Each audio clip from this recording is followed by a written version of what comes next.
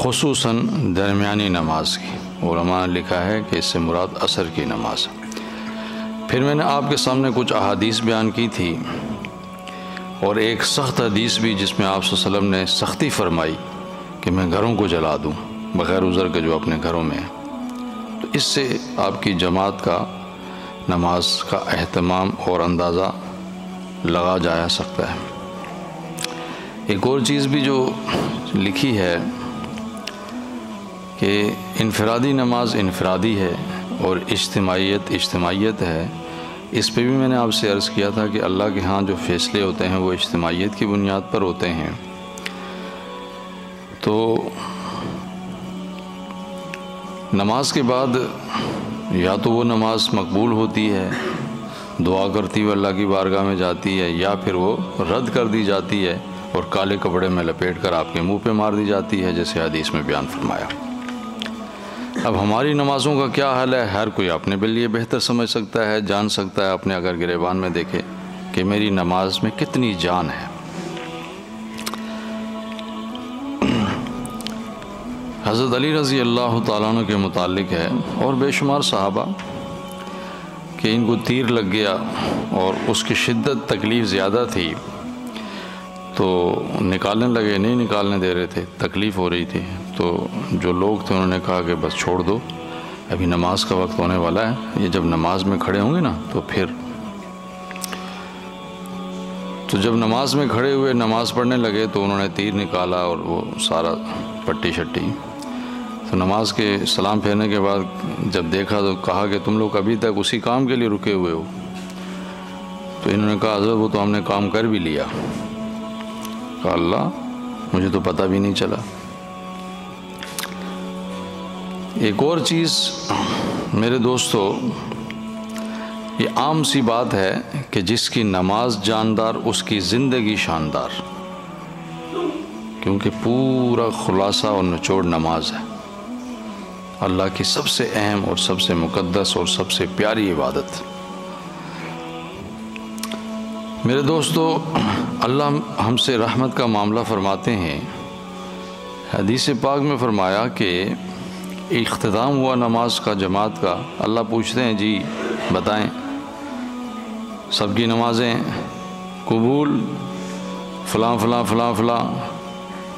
یا اللہ کوئی ایسا بندہ نہیں ہے جو تکبیر اولیٰ سے لے کر سلام تک امام کے ساتھ جماعت میں تو شامل تھا ظاہری طور پر، لیکن باطنی طور پر شامل نہیں تھا۔ ظاہری طور پر یہاں ہے جسم، لیکن دل و دماغ کہاں ہے؟ گھر بار میں، اپنے کاروبار میں، اپنے اہل و عیال میں، اپنے دیگر معاملات میں۔ اب ظاہر ہے یہ پریشان کن بات ہے، اور ظاہر باطن جب تک دونوں کا اتصال نہیں ہے تو جاندار نہیں ہے۔